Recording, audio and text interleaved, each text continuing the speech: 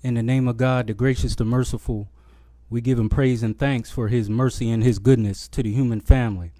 If all the trees upon the earth were pens to write with, and if all the oceans were ink, and then another 7 oceans to add to its supply, the writing would still not be enough to explain the glory of God, for he's the exalted, all-powerful, all-wise. We confide in no other in our time of need, and we praise no other in our good fortune. He is one. We thank God for the Metu Neter, oracles, scriptures, and writings that came thousands of years before any organized religion. We thank God for Moses in the Torah, Jesus in the Gospel, and Muhammad with the Quran. I greet everyone in words of peace. Assalamu alaikum to my Muslim family. Praise the Lord to my Christian family. Hotep to my Black conscious family. Shalom to my Hebrew Israelite family. And what's good to you to my people in the streets. It all means peace. Before we get into this very powerful, impactful interview tonight, I will introduce my two beautiful, wonderful guests. Want to talk about a few events coming up in the local community here.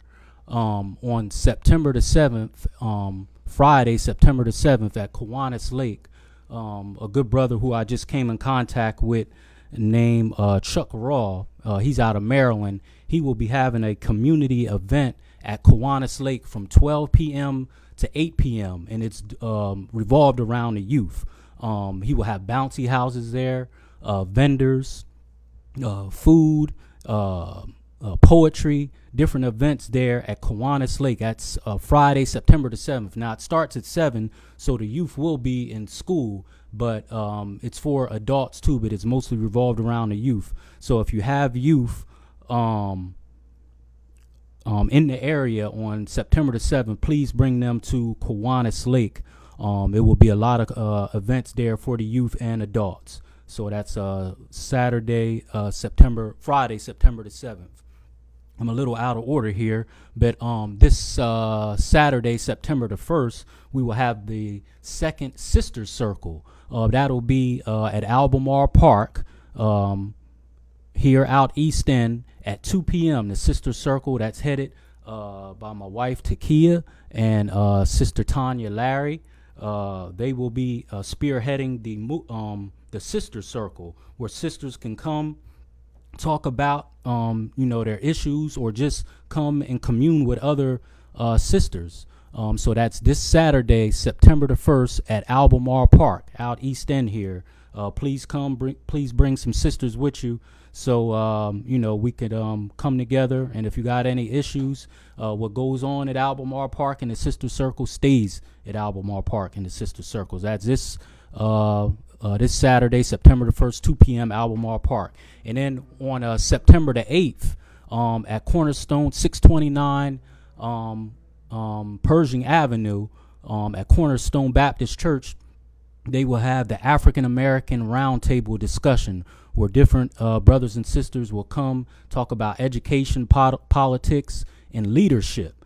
So that's September the 8th at Cornerstone Baptist Church, and that's from 9 to 4. It's an all-day event. So please come and support that September the 8th at Cornerstone Baptist Church. And it's another event. And anyone else out there that's listening, please inbox me, or if you're on the live feed, send the information, because I don't want to miss anything, because the Hour of Power is about community event. Now, before I introduce my guests, I want us to remember our dear sister Bubbles, better known as Kishantie. On August 29th of last year, I woke up, and my wife can attest to this, with anxiety through the roof. And at that time, I didn't know what happened. Just to show you, I'm not bragging or making myself out to be something more than what I am, but to let you know about God consciousness. I woke up with anxiety through the roof. I went in the room. It was so bad that I had tears in my eyes. And with me being a therapist, I kind of know how to figure out what's going on mentally. So I calmed down, and the first thought of my anxiety was what was going on in Houston and how quickly we forget. This time last year, our people was up to their neck in water in Houston with Hurricane Harvey. See how we forget. So just the night before, I saw pictures of youth on their countertop in the kitchen. They were literally sleeping on the countertop because the water was rising so high in their kitchen. And they were sleeping on bunk beds so the water wouldn't come up. And me seeing that, especially with it being black people, it about drove me crazy. So that brought tears to my eyes. So I calmed down from that, but the anxiety was still there. And my wife was like, well, what's wrong? I said, it is something seriously wrong. And I couldn't figure out what it was. Tears was in my eyes. I had a conference to go to in Winston-Salem, because this time last year I was in Winston-Salem. I was in Durham, North Carolina, but I had a counseling conference to go in Winston-Salem. So I put my earbuds in, I rode down the road, and it just, something wasn't sitting well with me.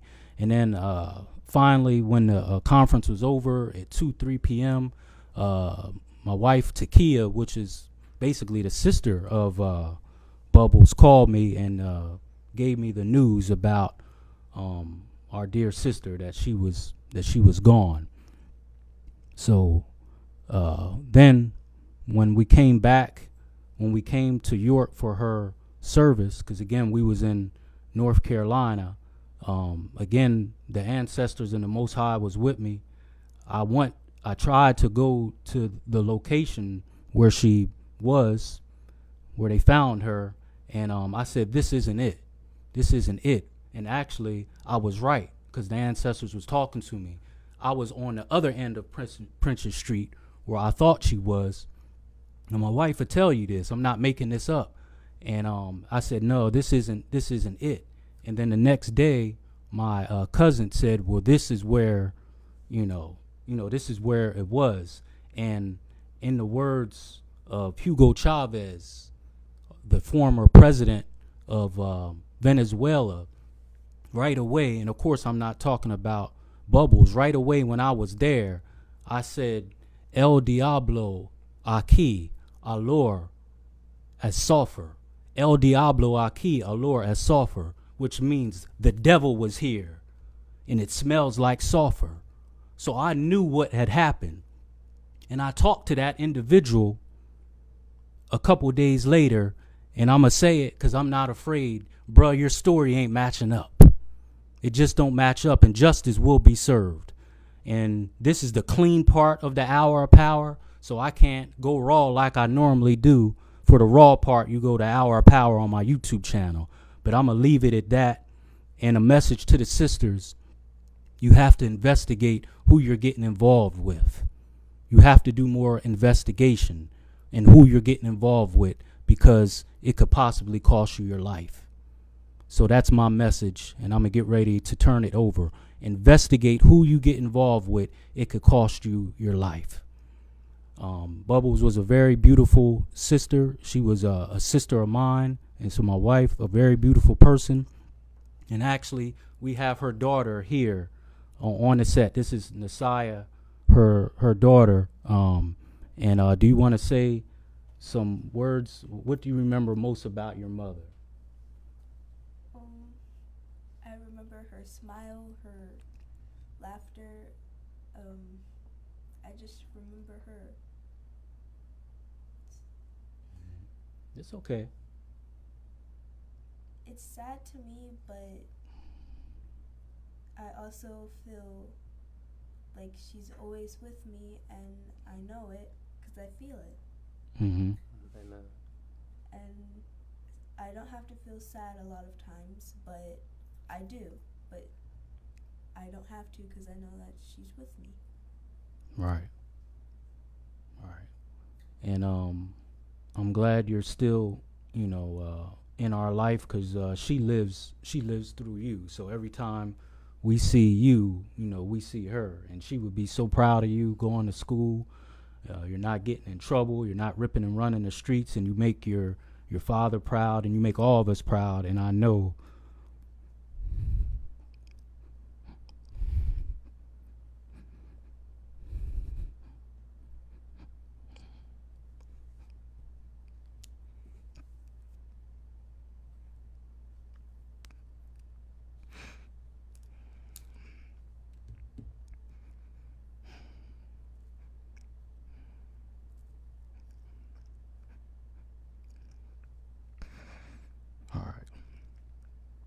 All right, We good brother. Take your time, man.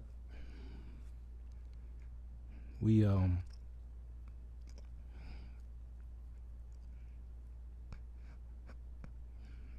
I ask a question?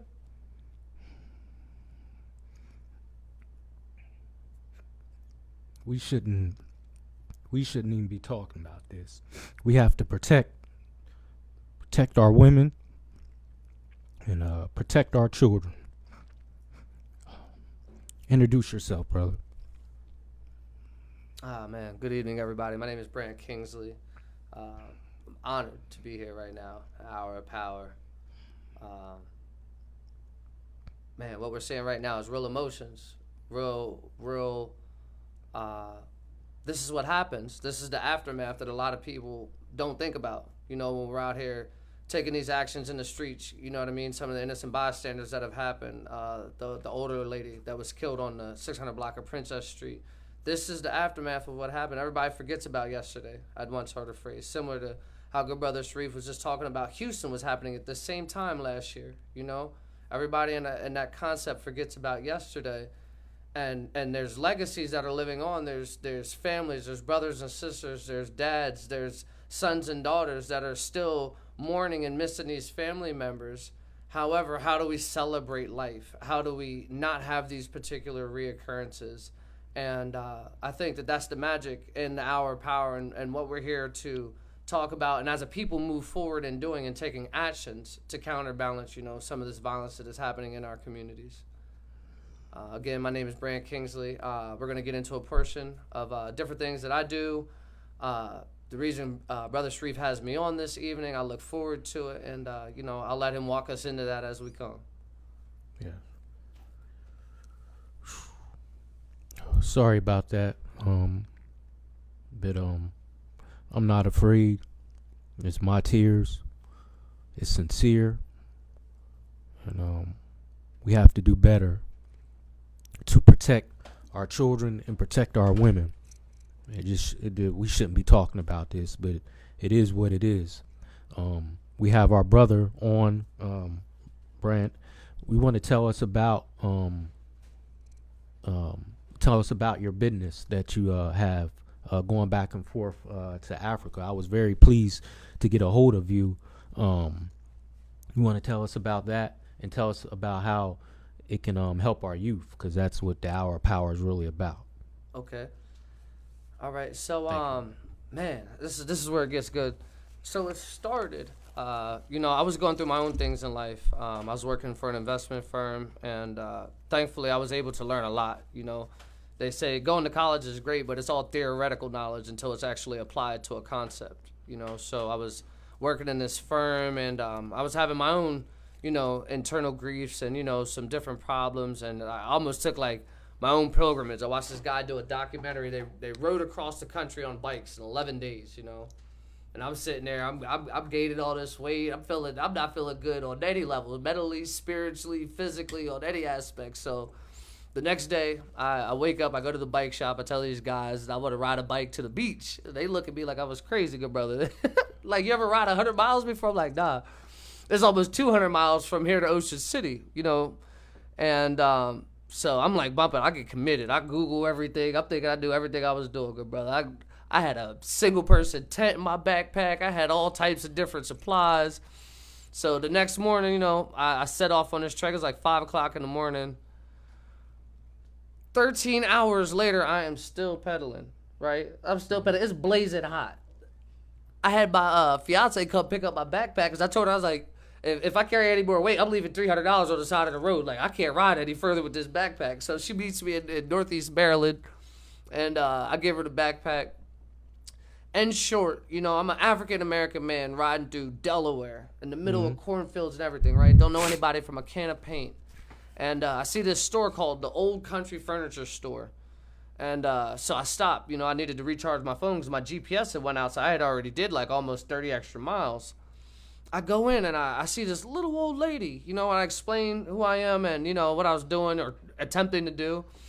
And she, like I said, didn't know me from anything. This little old lady let me go in her furniture store and lay on this bed with plastic on it to rest for a little bit, right? She wakes me up in like 40 minutes, has lunch packed for me, some cookies and some good stuff. So right there was an identifier for me. You know, they didn't know me from anything. You know, I'm a black guy in the middle of the country riding around, right? Mm-hmm. And I met God had put an angel in my situation, right, to help me out. Boom. So I get back on the road. I'm going. It's my thermometer on my bike's reading 106 degrees on the tarmac.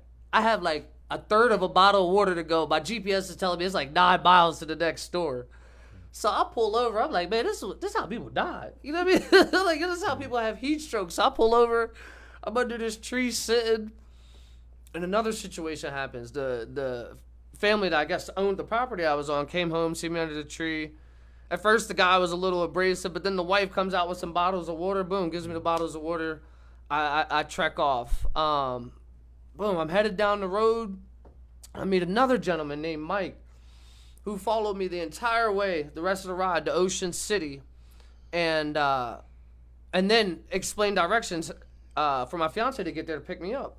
And I'm only telling this story because it just goes to show the law of attraction in a sense. You know, if you go into a situation and you have a negative mindset, or you're thinking that something negative is going to happen, a lot of times you'll attract that to yourself. And you being young right now, I don't know, maybe I was sitting here today to speak life into you, you know, to speak life into those that want to do things but are maybe hindered. And really, you're hindered by your own mental ability, your own spiritual and physical ability. You're hindering yourself. You're your biggest critic yourself, right? So then I come home, Brother Shareef, and I see all these kids doing wheelies up through the middle of the street. We're on Queen Street and Market, right there in front of the library. And this at the time is around the time all this violence has happened. All those people were getting killed last year. And I said, that's how I can help, right? So I go home. The next day I come back out with my cameras. I'm looking for all these kids. I put on Facebook, you know, tell me if you see them riding around. Everybody started telling me where they were. In short, we ended up launching an organization September 5th of last year called Pedal for Peace. And we put the number 4 in the Pedal for Peace because we wanted to unite north, south, east, west, the different sides of the city, you know, everybody and all the violence. So by September 23rd, we had our first, what they call a ride out. You know, we had 217 people meet in the back of the Rev Stadium. We rode throughout the city of York. We made a stop. We made a stop on the 600 block of Princess. We made a stop on Duke and Maple Street. We stopped on Walnut Street out east, high crime areas. And everywhere we went, I gave people all this chalk, right? And we just graffitied words of peace and love, peace signs, different symbols, RIP to somebody, you know, we're celebrating life of this all over the place. And we'd take these pictures. And by the time we got back to the Rev Stadium, there was some people that had seen us from Tampa, Florida. So they asked us, they actually came from Tampa, Florida to ride with us and asked us to then come down to Tampa, Florida to ride with them in November. Orlando, Florida had heard about us coming down and what we were doing. By the time November 25th came around, we had 19 organizations from 19 different states, every state from Maine down to Florida, including Texas, Nevada, and Arizona, that all rode in a massive display in peace and unity November 25th. Now, remember, this started here in Little York, Pennsylvania, right? So November 25th, I rented this truck. We packed up all the bikes. We took youth from here in New York City. We packed up everything. We went camping on the beach down there, had a great time, got to ride around all over the place in Tampa, Florida. We're driving back, Brother Shareef, and I see Burundi, Africa post a picture, hashtag pedal for peace. Now, Blew my mind. Did this get any local news attention? It did. Small local attention because we were just a small organization at that time, you know, so people were aware of us and a lot more in the urban community in comparison to into I guess maybe the hierarchy of corporate York City and different things, because you know in the urban community they promote all the violence that happens, you know, but it's rare that you'll see not an exalting but an uplifting of good things happening in our community, you know. But I can't take away because we did get some publicity, and as things grew we got a lot more. So we're driving back from Florida and we see Africa, people in Africa posted hashtag pedal for peace. We're like, yeah, right, that can't be. We did not. There's no way we reached that far. So I messaged them like, hey, you know, that's our hashtag. And they say, oh, we love what you're doing. You know, there was a civil war that had happened here in Burundi. Almost 1 million people were killed in 100 days. That was about a decade ago. We're actually having our first nationally recognized cycling event, and we love what you're doing, so we called it. It was called the Le Tour de Burundi #Pedal for Peace. You know, and I had a moment. You know, I shed a tear or two because I was like, man, like I had no idea that this was spreading this far. Brother Shareef, 15 days later, they had my visas expedited, passports expedited, all of my my vaccination shots. I was in Burundi, Africa, riding around with the president. You know, I stayed at the president's lead hotel, the brand new hotel in Burundi. I was with the Minister of Youth and Sports of the country for the entire 17 days that I was there. You know, we were touring throughout the whole country, cycling, you know. And it was in that moment, as soon as I touched down in Africa, as soon as I made it to Kigali, Rwanda, and the amount of love and how I was accepted and the way that I got to see not a broken down Africa, not a deprived, you know, homeless, everything's bad Africa, but an affluent, you know, wealthy African leaders. You know, I'm seeing Africans on money. Yes. You know what I mean, good brother? I'm seeing Africa. I'm like, what? This? And it isn't just in one place, because I did a short talk on one of my Facebook lives, and I showed a book, and it had Africans on currency over there, Sierra Leone, all kind of places over there. Oh yes, sir. Everywhere that I've been, black people on money. Like, when's the last time we seen black people? And they got on afros money? And everything. It's unmistakable. That's a brother over there. It is. Now, was that your first trip to Africa? Yes, sir. That one there was my first trip to Africa. I went over to Burundi, and I love Burundi. I'm actually looking to grab some land and eventually build a house there. I will be in Burundi quite often, you know, but at this point I've been in Burundi, I've been in Namibia, I've been in Morocco, I've been in Angola, I've been in East, Central, and Western Africa at this point, you know. So with all those places, brother, that you've been to, we have a youth right here, you know, a future queen right here, my niece. You know, you hear young people say, well, I want to go to, you know, this place and that place, you know, for a vacation.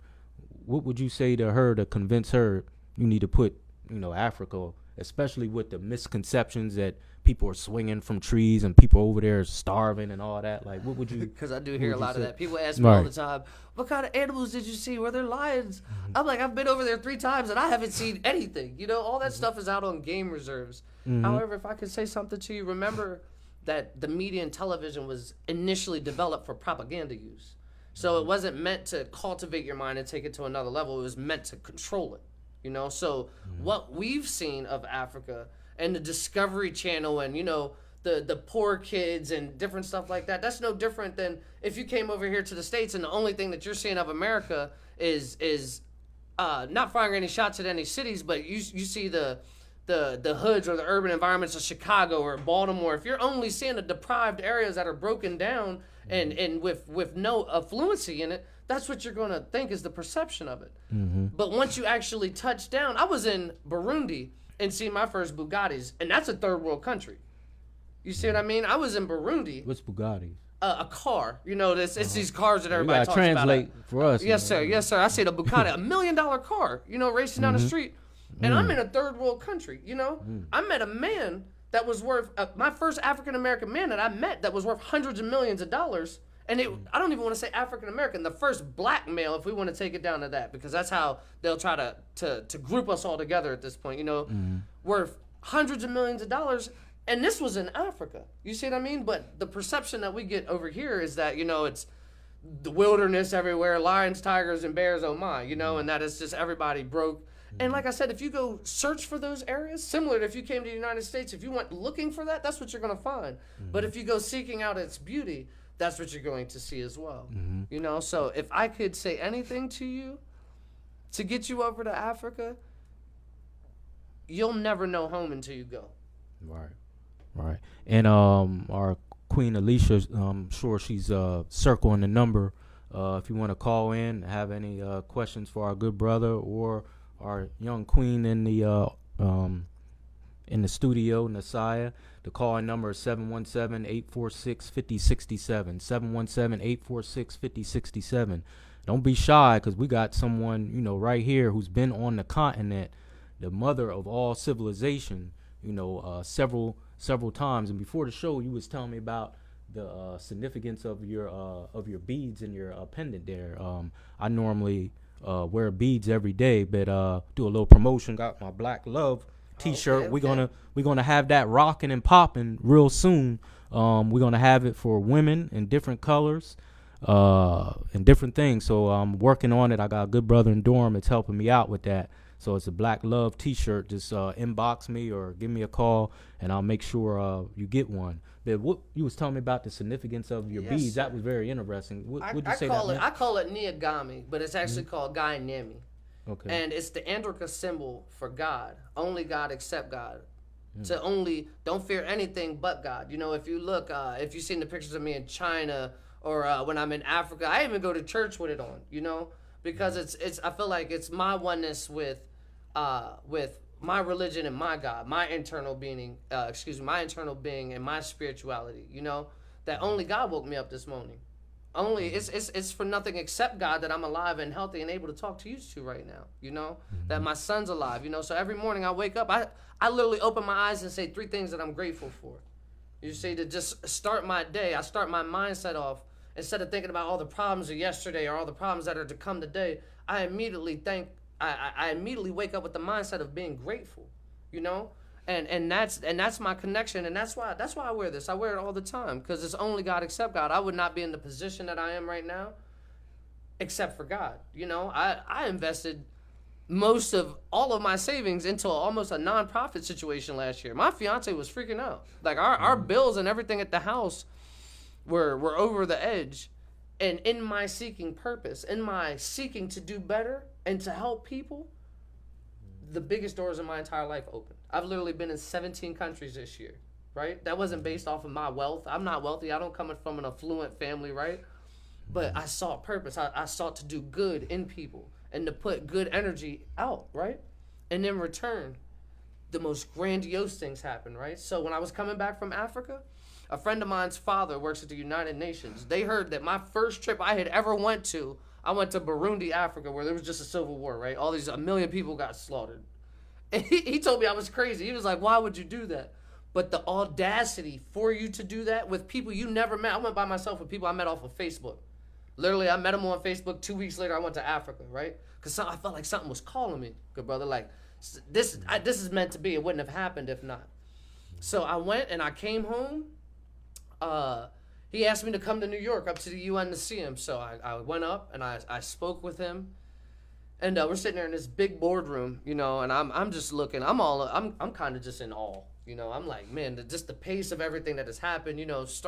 We went international in 120 days, you know. We started here in New York. Next thing I knew, I was in Africa, right? I get back from Africa. Next thing I know, I'm up at the UN in New York, and I'm sitting there and I'm just looking around, and I'm seeing an entirely different side of life in the perspective of African American males or African Americanism, right, that I have ever seen before, right? It's not the broken down, I'm sorry, the mindset of I can't do. These are people that said, I'm going to go against all those grains, and yes, I can, you know? And I had heard a great quote by a man named Napoleon Hill. He had wrote a book called Think and Grow Rich. A lot of people in sales and different things read it. But he said, whatever the mind of man conceives and believes it can achieve. And in our lane, I looked at that as when people relinquished their faith, their ability to believe, they relinquished their superpowers, you know? And ye without vision is lost. So if we can take and put this ideology into our youth, even into some of our young adults, right? Even to some of our older adults, start dreaming again. But not only dream, let's now set goals and outcomes to actually achieve these, you know? Mm-hmm. And then let's dig deeper into the goals and outcomes and come up with tactics to make it happen, right? Like, what's something that you want to do one day? Go to college. You want to go to college, but for what? For my future. But a lot of people say go to college and for your future, and I have a bunch of friends that went to college and work at Walmart. You know, you got to get more meticulous with the detail. I'm going to college, and I know they would say to you, oh, you know, you can choose one day when you get there. Nah, wrong philosophy, right? Because you can start now, and if you change what you've chose, that's just another something that you've learned. That's just something else you've picked up in your knowledge, right? You don't lose knowledge, you only gain knowledge. right? But you lose time if you're working at something inefficiently. So you want to go to college to do what? To be a baker. To be a baker. So you're gonna be a cook and be a baker. That's amazing. All right, what kind of stuff you gonna bake? Cupcakes, cakes, and do you know those dessert pops? Mm-hmm. We gonna make those too? See, I think that's amazing. I think that another personal way you should do, right? And this is what I did. I promise you, the people, they might say it's cheesy and all this. You should take and get a bunch of images that you like, of different cakes, different designs, different shops, different bakeries, and post them on a wall where you can see them every day. I am 31 years old, and to this day, if you walk into my living room, there is a whole wall in my living room. My fiance can't stand it. There's a whole wall dedicated to different ideas in my mind, different things that I like. And my son growing up around me wants to open a scuba dive business. So you know what I did? We took and went and bought magazines, and on the back of his bedroom door, when he closes his door, he sees everything about scuba diving and different things. And what it'll do is every day that you wake up, even when times are hard, it gives you an ability to level up. You ever hear somebody level up? Tell you level up. There's levels to this, they'll say, right? It gives you the ability to step outside of yourself and the dissension, the hard times that's going on, and go over here where you can just dream and think about endless possibilities of what your future holds, you know? And I think that that's amazing. So if you're going to be a baker and potentially have your own bakery, then we should be working to instill, because, you know, I live by a philosophy, good brother, that says each one teach one, each one reach one. So that we should be working to instill entrepreneurial mindset, an entrepreneurialism metric, excuse me, to you. You know, we got a call. We got a call, excuse me. Our power. Oh, man, I would love to help you open up. All right, hold on 1 second. I would. All right. Yes, Miss Tanya, how you doing? I am doing blessed. I am doing very well, you guys, and I'm enjoying the show very much. Yes, indeed. Thank you for holding down the fort last week. Was that Miss Tanya from the movement? I had it, boy. I didn't think I had enough Lady to T. say, but we needed another half hour. Right. Thank you for having us.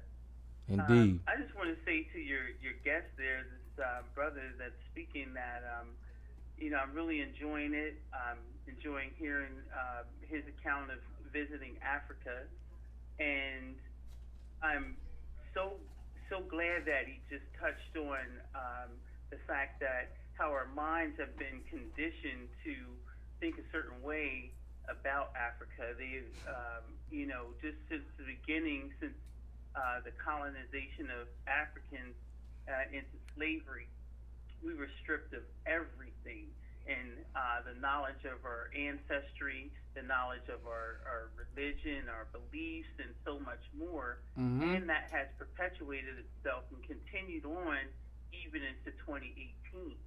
And I must say that, you know, even all my life, I've been indoctrinated from the time of pre-K through to now, from, you know, school system through, you know, the lack of education of our people, even when it comes to so-called the February, you know, Black History. It's always. Oh, don't get me started on that one. Yeah, you know, Rosa Parks sat on the back of the bus, and, you know, Martin Luther King made us free. You know, we started from slavery, and then that's it. There's so much more. There is so much more. When I was a kid growing up, I grew up in the day of the Little Rascals, when they were heavily repeated on TV.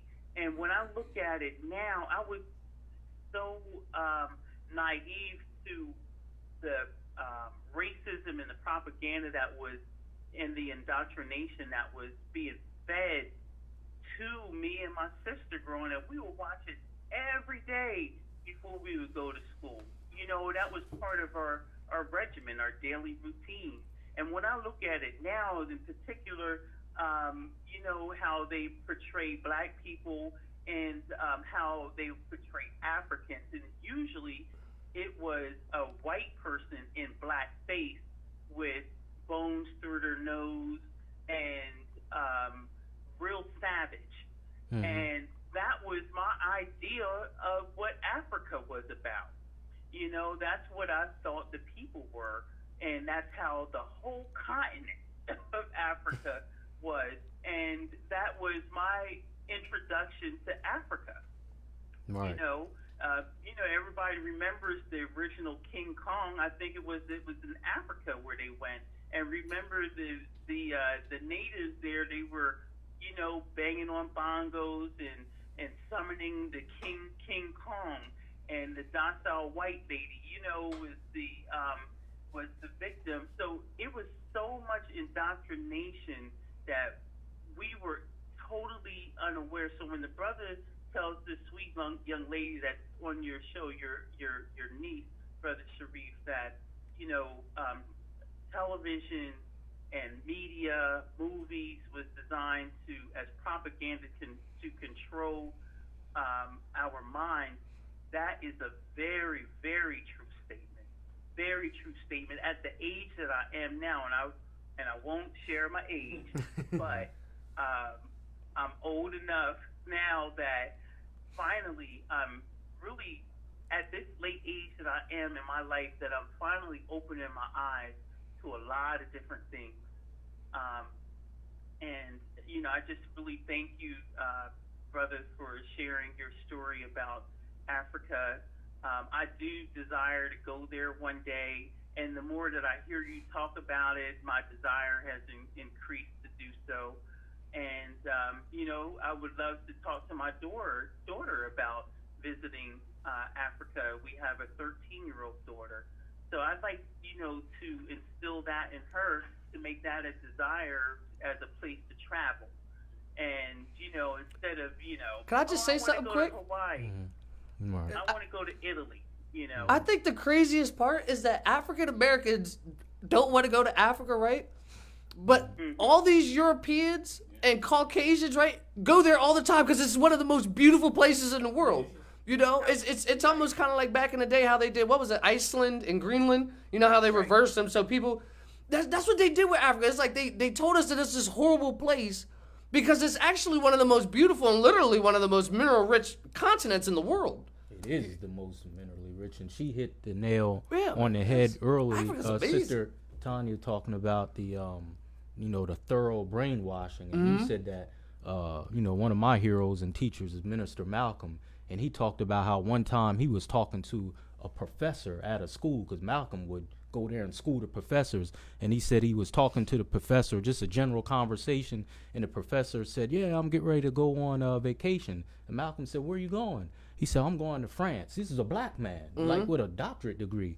And he said, "Well, why won't you don't want to go to Africa?" He said, "I ain't lose nothing in Africa." And Malcolm said, he said right to his face, he said, "Yeah, you didn't lose nothing there." He said, "You lost your mind here." He said, "That's why you don't want to go to Africa, because you lost your mind here." He said, "Why don't you want to go? Why don't you want to go home?" And this is a man with a doctorate degree talking about, "I haven't lost nothing in Africa." He said, "No, you lost everything here. You lost your mind here." And so these degrees and stuff, they're nice, but knowledge of self is what is the real knowledge, not these degrees. I have a master's degree, but I just use it to get to where I need to be in counseling. But it's knowledge of self is what really propels you and gets you closer to the Most High and know yourself. I look forward to it That's right. That's a true statement. But thank you so much for taking my call, and I'm going to continue to listen. I mean, this is really good stuff, and so glad that I remembered to tune in tonight. But really good stuff. I'm going to continue to share the good work that you're doing, and the brother here that's visiting on the show, I'm going to continue to look out for the good work that you're doing. And to the young lady sitting there, you are beautiful, and I know that your mother is very proud of you, and looks like she has done a very good work in you, and continue. And listen to these brothers, on either side of you, because they're talking some good things, and let that resonate with you. And tonight when you lay down, just kind of let it grow in you. And I'm telling you, I'm looking for good things from you. Okay? All right, thanks for calling in, sis, and we're going to continue to work together. Just because we have two different movements, we got to continue to work together so we can make the stream go make the current of the stream stronger, because if it's divided 50 different ways, that takes away the strength of the stream. That's right. That's right. We are united. We must stand together, and I look forward to talking to you further about that. You guys have a good night. All right, thanks for calling in. Thank you. All right, that was Sister Tanya. She has a show, Lady T. So definitely tune into that on Facebook, and she's doing some great work, and we're gonna continue to work together. Brother Brandt, I wanted you to speak a little bit more about the thing you were doing about domestic violence. My wife sent a message saying she's planning a seminar in Los Angeles for domestic violence survivors, and she's planning that in November of 2019. Okay. Can you speak more about the program that you have? All right. Well, I am the founder of Pedal for Peace USA. And our whole motto is we believe in people regardless of race, religion, sex, or creed. You know, that I just, in my mind, especially through the experiences that I have experienced, even going to the motherland, going over to Africa and being with Africans of all nationalities, you know, because Africa, there's so many countries in Africa, but then also meeting white Africans that if you call them Caucasian, you know what I mean? Like if you call them anything else but African, they're highly offended by that, you know? So it was interesting to see that, but it was interesting to see a unification almost in certain areas, because it's no different than over here how there's racism, you know? But anyway, you know, Pedal for Peace, we believe in people regardless of race, religion, sex, and creed. So oftentimes, like, unfortunately around this time last year when that terrorist ran the people over in New York, in Manhattan, they brought me up there to speak with some news networks. And I've been on the roll ever since. So what we do is we take and we go into particular communities, any community really, regardless of the situation, the circumstance, and we get people together via riding on bikes, hence it's called Pedal for Peace. And we ride through those areas. Sometimes it's problematic areas. Sometimes it's perfectly good areas. For instance, this week on Friday, we'll be down in Baltimore for the Baltimore Bike Party. It's about 1,500 people get together, all different races, nationalities, people from all over the place get together and just ride around to have a good time. And the reason that I think it's important, and I think it's important that even myself as an African American, as a founder of something like this, is because it opens up a door of unification. It doesn't make us say, okay, because I'm pro-black, I got to hate white or hate anything else. You see what I'm saying? So I think that it's important even to our youth who are growing up in a world where they're seeing all kinds of stuff that in my day and age didn't go together. You know, and I'm not going to get into that stuff because that might take me into a bit of a religious spiel. But what we do is, you know, that's what we do. We ride against violence. This year, it's the second annual Ride Against Violence, Pedal for Peace, United We Ride. So that's October 6th at 11 a.m. We're meeting at Penn Park. And what we do is we're getting everybody together. Instead of last year, we rode to different areas. And I had to chalk, you know, gave it to the kids. The different people were with us to graffiti everything. This year, we're going to graffiti at Penn Park. There's some concerns just about the logistics with traffic. Last year, we had to block off traffic. This year, we're expecting maybe almost double the amount of people. It might be, I don't even know where the numbers could fall, but it's going to be a couple hundred people riding in the streets, you know. So instead of riding them and stopping at particular points, we're going to ride through the entire city and then come back to Penn Park where we're going to take all the chalk and everything and do the graffiti down through there. Oftentimes, even when I'm in other countries, I'll go to different orphanages and different things like that. We'll give kids T-shirts. When I was in China, when I was in Africa, even in Istanbul, when I was in Turkey, we give out T-shirts to different orphanages just to show love. And I love the fact that I get to go against the grain of the stereotype of the typical African American male. You know, they say that, you know, we're only hood, we're only hip hop. You know what I mean? That's all they're expecting from us. But when they see an educated good brother come up that could still connect with that side, but I could step out of that and put on a suit and tie and sit down at a board table with you and make you feel stupid. You know? So at the same time, I like being able to go against those stereotypes and encourage people and be leading something that pushes for a unified cause but doesn't cause separation either. You know? Excuse me, I wanted to ask you about that. With me being Muslim, I come across a lot of different people from, you know, a lot of different backgrounds. But again, it's nothing like hearing from someone who's been there. It's a big stereotype that Africans who come here to America don't want nothing to do with us. And in my travels, I haven't traveled as far as you, but I've been up and down and around this coast here in America. And typically, you could correct me, when you see black people and Africans mix, they're not socially mixing. It's normally two things. The sisters are normally mixing with African sisters to get their hair braided, and brothers are coming with African brothers to get some oils, incense, or something like that, or some soap. You don't typically see blacks from America and Africans coming to each other's home, breaking bread with each other.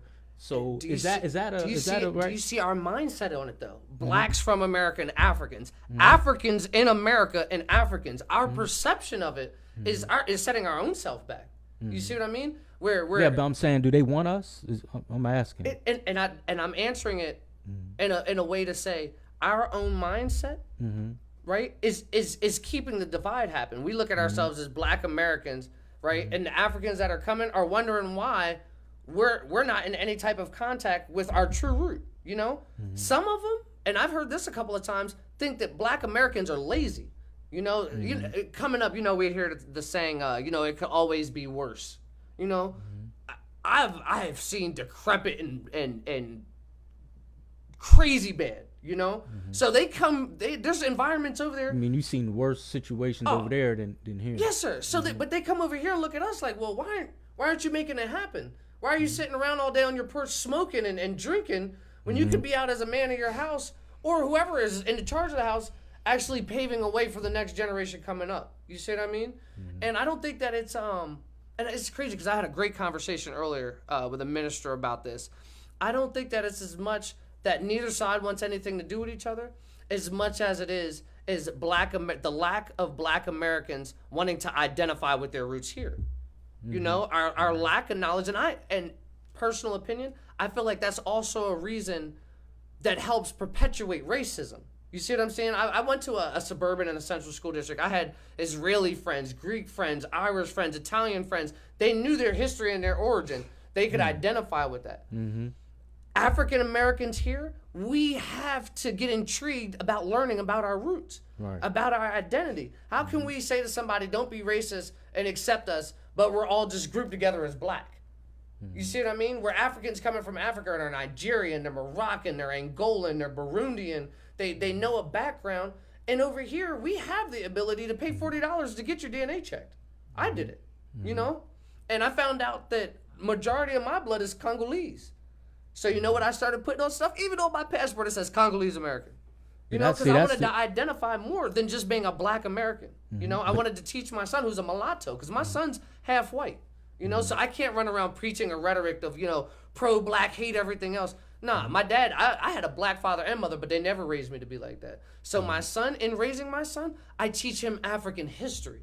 I teach him that there were Black kings and queens, you know. And then on his mother's side, the Irish side, it's not hard for him to learn that. They're learning that in school. Right. You see what I mean? But he's not learning anything about his heritage in school. But see, that's the thing. We're the only people on this planet, and I challenge anyone on this. We're the only people on this planet that don't have no idea who we are. If we was to bring 100 Black people in here right now, they will give you 100 different identifications. One to say I'm a Black American, I'm African American. That's something that Jesse Jackson made up in 1988.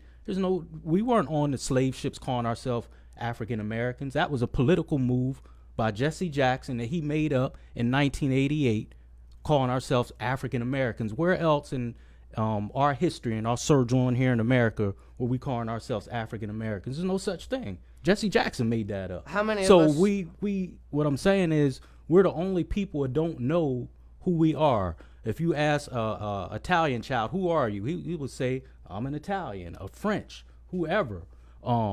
They know who they are, and they have some identification of who they are, and they have a connection back to somewhere.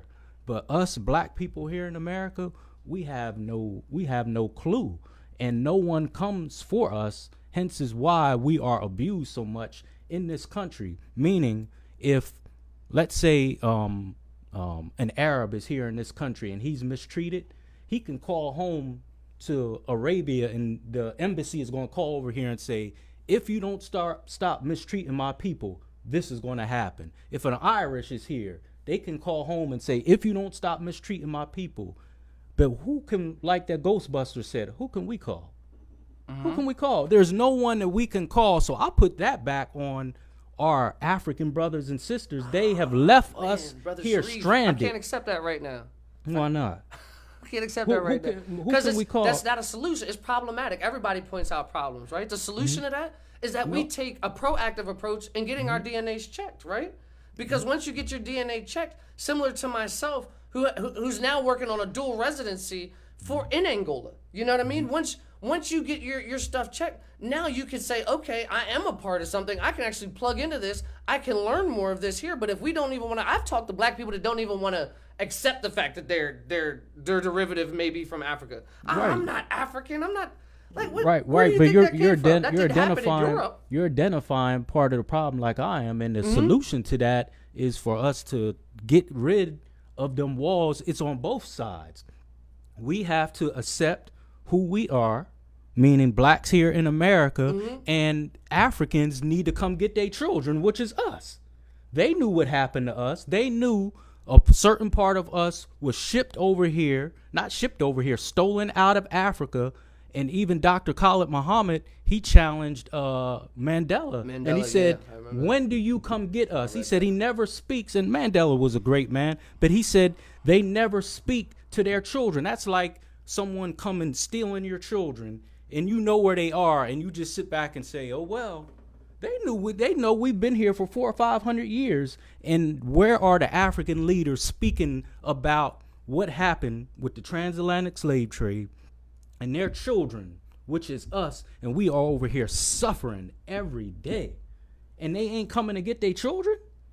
So let's not all of them. Man, this could get so deep, but we don't have that much And I ain't time. challenging you, but this is what the hour power. We get it. We get it in. I don't want to say that I didn't agree, but it's just okay. So if we go into the slave trade and that time, that era, at that point in time, the Congo was almost 4 times the size that it is right now, right?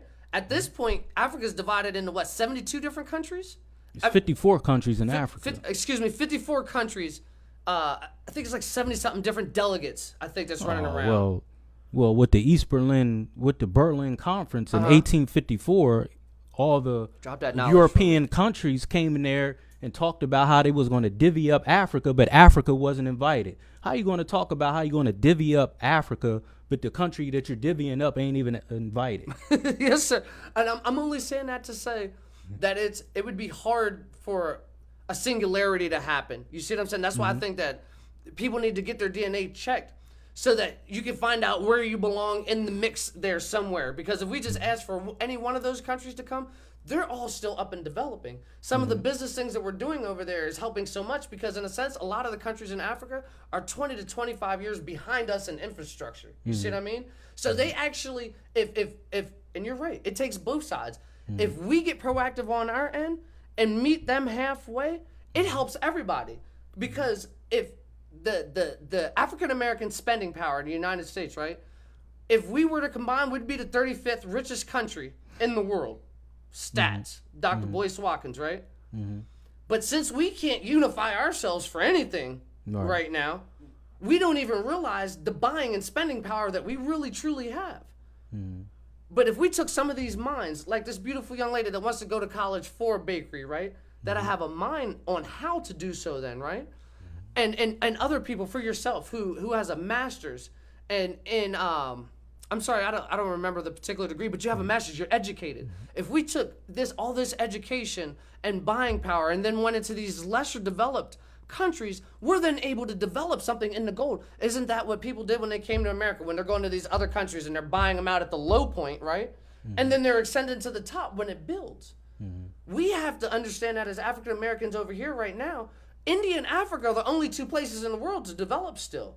Everybody else is starting to shift their assets across seas, shifting their paper bonds across seas, but yet we're still over here wondering how or why something's not happening for us, instead of taking the proactive take on something to say, all right, I am going to do, regardless to the fact I'll find the people then, because that's my mindset on it. All these people told me I couldn't do this. I'll never end up in Africa. I done been there several times now. I've been like 17 countries this year, right? So why all these people, there's actually so many people here in the States that are saying you just can't do anything, don't want to do anything. You're actually making it easier for guys like me. It's like 85% They say 85% of people will never pass the mindset of adolescence. They'll always think like kids, right? They'll always just continue to duplicate the same mistakes over and over and over.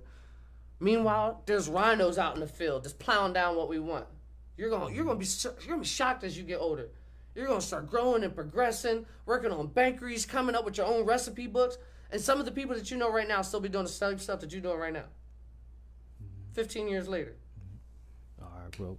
We got like 3 minutes left. Man, we definitely gotta do a part two of this. It's not scripted, obviously. I was telling my niece on the way here, telling her, is she gonna be all right? And she was stronger than me. You know what I mean? But you know what I mean, it's genuine. It's my tears. It is what it is. But I'm definitely proud of you for coming on here. Not easy, with everything this time, last year. You held up. She's very, very strong. You know what I mean? And your mother would be very proud.